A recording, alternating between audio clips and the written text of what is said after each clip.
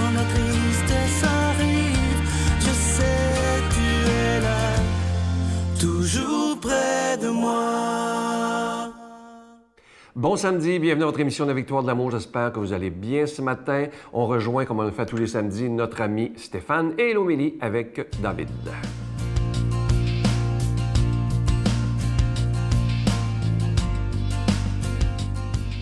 Bonjour à toi, bon samedi. Bienvenue à cette chronique sur les chemins du cœur. Te rappelles-tu ma petite corde?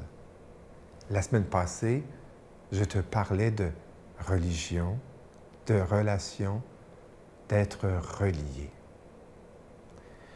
Je t'ai déjà cité un auteur que j'aime bien, Martin Buber, un philosophe juif, qui disait qu'au commencement était la relation. C'est quand même peu dire. Et c'est vrai qu'au commencement, si je regarde ma vie humaine, il y a la relation. Pense à l'origine de ton être, au tout début. Il y a un lien. Un lien entre le bébé et la maman. Cordon ombilical. Au commencement est la relation. On sait très bien que ce cordon, il est beaucoup plus que biologique. On sait maintenant combien l'enfant ressent ce que peut vivre la mère, ses joies, ses peines, ses angoisses, ses jubilations. Rappelle-toi, la jubilation de Jean-Baptiste et d'Élisabeth. Pour nos croyants, on sait aussi qu'il y a un lien, peut-être beaucoup plus profond que celui avec la mère, le lien avec Dieu. Le lien avec Dieu. Car c'est lui qui nous a voulu. Je t'ai tissé dès le sein de ta mère. Un lien non pas biologique, mais ô combien spirituel, combien réel. Je t'ai tissé. Pas je t'ai pitché, je t'ai tissé. Et avec quoi qu'on tisse, si ce n'est qu'avec des fils, comme un tisserand. Au commencement est la relation. Nous sommes reliés. Et on sait, par tellement de phrases de la Bible et même de l'Ancien Testament, combien Dieu est attaché à son peuple, à sa création, à l'être humain. Et cela, c'est toujours la relation. C'est toujours la religion. Et combien c'est important de se le dire. C'est toujours la rencontre d'un je et d'un tu. Oh, mais quel mystère que ce je! Quel mystère que ce tu! Oui, pense-y bien. Au commencement est la relation. Bonne semaine. Notre Père qui es aux cieux, que ton nom soit sanctifié, que ton règne vienne, que ta volonté soit faite sur la terre comme au ciel. Donne-nous aujourd'hui notre pain de ce jour. Pardonne-nous nos offenses comme nous pardonnons à ceux qui nous ont offensés. Ne nous laisse pas entrer en tentation, mais délivre-nous du mal, car c'est à toi qu'appartient le règne, la puissance et la gloire pour les siècles des siècles. Amen. Mon Père, je m'abandonne à toi. Fais de moi ce qu'il te plaira. Quoi que tu fasses de moi, je te remercie.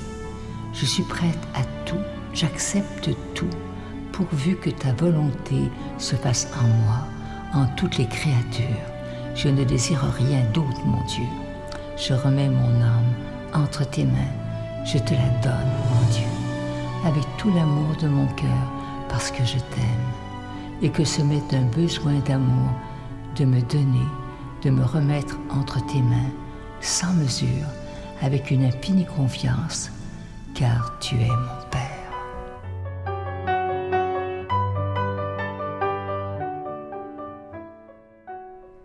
Je suis tellement content de vous parler de ce magnifique cadeau du mois. Il s'agit d'une belle exclusivité de la Victoire de l'amour et c'est un véritable bijou. Vous savez que le mois d'août, c'est le mois de l'Assomption et on a choisi de faire fabriquer un pendentif sur mesure pour la Victoire de l'amour.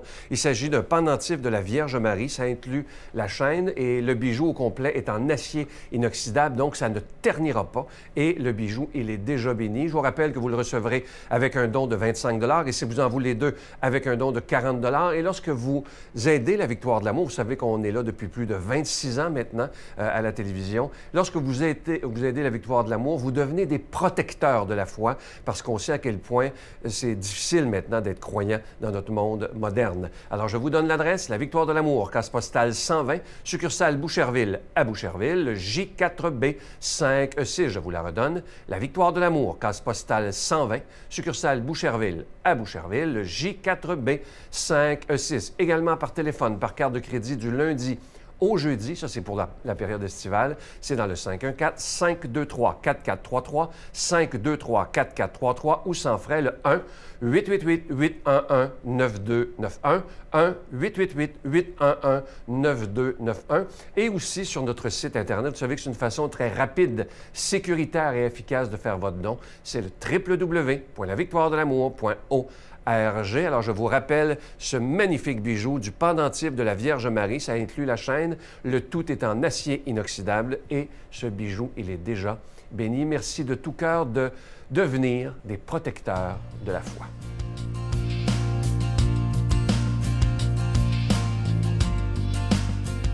Mon Dieu, donnez-moi la sérénité d'accepter les choses que je ne peux changer, le courage de changer les choses que je peux, et la sagesse d'en connaître la différence. Amen.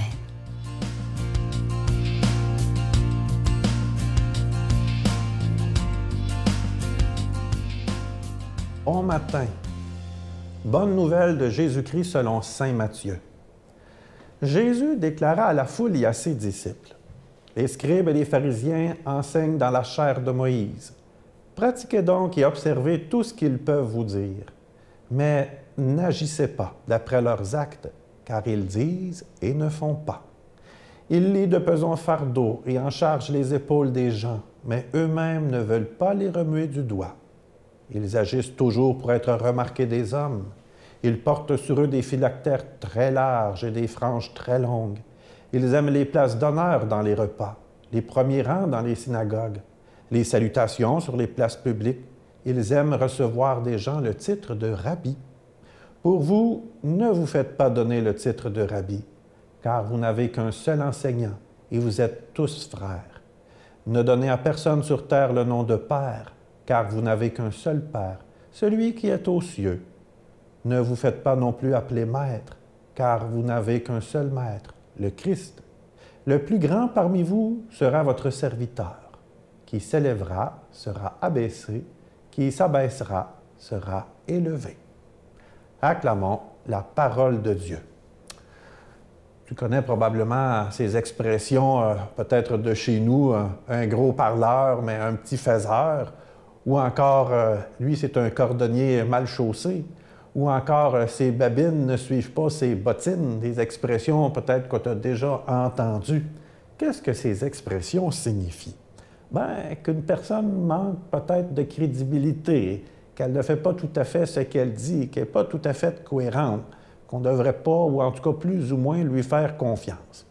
Les médias, quand on écoute les nouvelles, sont remplis d'exemples, dans le fond, pour nous montrer ce que c'est qu'un cordonnier mal chaussé, un gros parleur ou un petit faiseur. Pensons à tous les scandales sexuels de la part de personnes connues et qui viennent des fois là, nous bouleverser, qui viennent nous déranger avec raison. Pensons à ces personnes qui vont frauder en promettant mer et monde, puis finalement, ça ne donnera pas grand-chose, les personnes vont avoir été flouées. Encore à ces gens, à ces escrocs de la finance qui vont, dans le fond, faire miroiter des grands profits à des personnes qui vont perdre toutes leurs économies. Et je ne voudrais pas passer sous silence non plus ces hommes d'Église qui ont abusé des fois de la confiance ou de la vulnérabilité de certaines personnes. Pourquoi qu'on n'aime pas ça? Bien, parce que ça vient nous déranger, parce que les personnes ont manqué à leur devoir, qu'elles n'ont pas été crédibles, qu'elles n'ont pas été cohérentes entre ce qu'elles disent, ce qu'elles annoncent et ce qu'elles font. Bien, Jésus il est pareil à nous. Il n'aime pas ça, lui non plus. Les gens qui disent et qui ne font pas, ou qui abusent des autres, ou qui vont mettre sur les épaules des autres des fardeaux trop lourds. Bien, c'est ce qu'il fait dans l'Évangile aujourd'hui. Il chicane, il remet les pharisiens et les scribes à leur place. Jésus a des paroles dures envers eux autres. Ce sont des paroles, j'oserais dire, toujours vraies pour nous aujourd'hui. Moi, là, j'oserais dire qu'il est super important, essentiel pour un chrétien, pour une chrétienne, quelqu'un qui croit en Jésus, pour qui la foi, c'est important, puis qu'il met au cœur de sa vie d'être cohérent avec la foi qui m'habite et les actions que j'ai à poser également. Que mon témoignage, dans le fond, soit crédible pour qu'il puisse avoir un rayonnement, qu'il puisse annoncer Jésus-Christ, puis qu'il vienne montrer que je suis bien branché à la bonne place sur Jésus. Comment qu'on fait ça? Bien, moi, j'oserais dire, la première chose, c'est un peu d'imiter Jésus. Comment qu'il agit? Qu'est-ce qu'il fait? Jésus ne parle pas tant que ça. Il est surtout à l'écoute des gens. Il est présent aux souffrances des personnes. Il est en parfaite communion avec son Père. Jésus est le meilleur exemple qu'on ne peut pas avoir pour savoir comment être un disciple cohérent aujourd'hui, en 2021. Puis peut-être pour avoir des exemples concrets, bien, Paul aussi nous en donne dans ses lettres. Je vais juste en rappeler quelques-uns. Paul nous parle de la douceur qui doit nous habiter dans nos comportements, que nous devons être un peu comme une bonne maman qui prend soin des autres, d'être remplis d'élan d'affection pour notre prochain, même envers les personnes que l'on ne connaît pas, de ne pas avoir peur de donner sa vie par amour pour les autres, de donner le meilleur de soi-même, d'être ouvert à accueillir la parole de Dieu.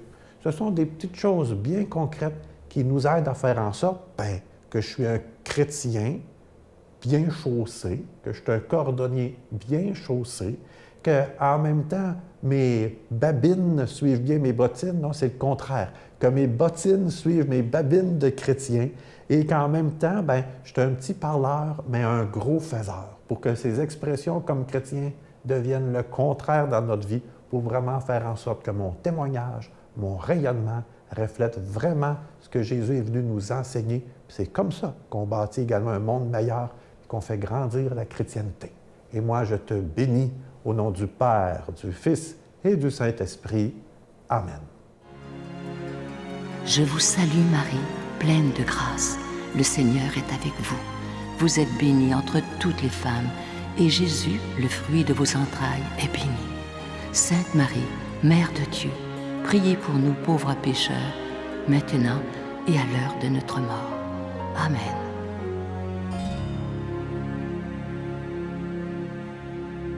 Je vous invite à ne pas manquer l'émission de demain. Je reçois avec beaucoup de joie quelqu'un qui vient maintenant quelques reprises par année, une femme que j'apprécie énormément. Il s'agit de Christine Michaud et le thème qu'elle a choisi pour demain, un thème que j'aime beaucoup, la gratitude même dans l'épreuve et l'adversité. Vous allez voir les beaux conseils qu'elle a à nous donner pour être heureux. Et c'est vrai qu'on a tous dans notre vie, vous comme moi, on a des problèmes, des épreuves, mais elle va nous montrer comment rester dans la gratitude, même quand ça ne va pas. Et parfois, quand on voit une épreuve, au lieu de se décourager, de dire, elle va nous l'expliquer demain, c'est quoi le cadeau qui se cache derrière ça? Ça, c'est extraordinaire. Vous allez voir, demain, elle va nous apprendre beaucoup. Alors, soyez là demain. Je vous souhaite la plus belle des journées. À demain. Bye. Moi, aujourd'hui, même, je suis rendue, quand il m'arrive des trucs là, pas faciles, difficiles, je me dis, c'est fou là, de dire ça, là, mais je suis presque un peu joyeuse parce que je me dis, oh, il y a sûrement un cadeau là-dedans que je vois pas du tout là, en ce moment. T'sais. Et que Dieu soit toujours au cœur de nos maisons, comme un refrain d'amour au cœur de nos chansons.